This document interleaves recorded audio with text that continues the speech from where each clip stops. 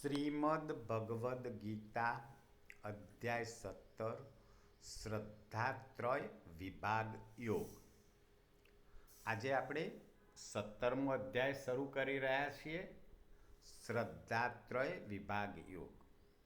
એના શ્લોક 1-2નું પઠન કરીએ, પછી તેનો અર્થ સમજીએ. શ્લોક 1. અર્જુન ઉવાચ ये शास्त्रविधिमुत्सृज्य यजन्ते श्रद्धयान्वितः तेषां निष्ठा तु का कृष्ण सत्वमाहो रजस्तमः. અર્થાત ભગવાને અગાઉના 16મા અધ્યાયના છેલ્લા શ્લોકમાં 23મા શ્લોકમાં એવું કહ્યું હતું કે જે લોકો શાસ્ત્રોક્ત વિધિથી જોડાયેલા નથી એ સુખને પામતા નથી, પરમ ગતિને પામતા નથી.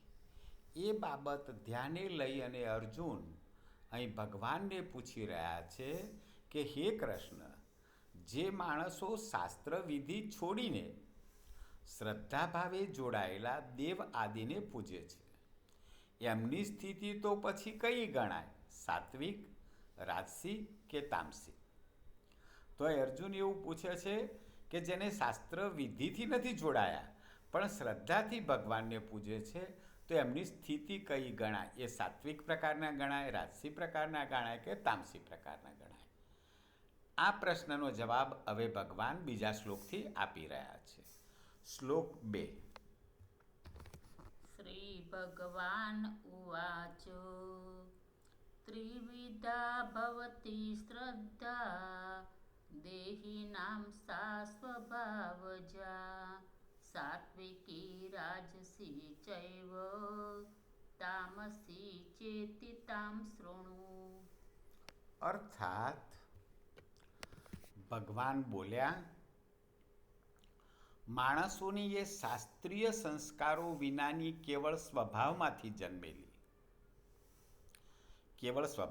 જન્મેલી એટલે જે શ્રદ્ધા શાસ્ત્ર વાંચવા સાંભળવાથી જન્મી નથી તથા પૂર્વના અનેક જન્મો તેમજ જન્મના કરેલા કર્મોના સંચિત સંસ્કારોથી જન્મી છે, એ શ્રદ્ધા સ્વભાવજ શ્રદ્ધા છે.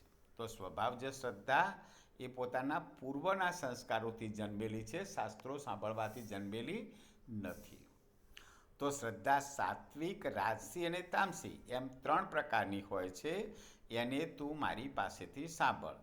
તો ભગવાન હવે 3 પ્રકારની શ્રદ્ધા વિશે અર્જુનને આગળના શ્લોકોમાં સમજાવે છે. પરંતુ જે સ્વભાવગત શ્રદ્ધા છે એ પૂર્વજન્મના સંસ્કારોના કારણે હોય છે, એ શાસ્ત્રો સાંભળવાથી જન્મી નથી. જય શ્રી કૃષ્ણ.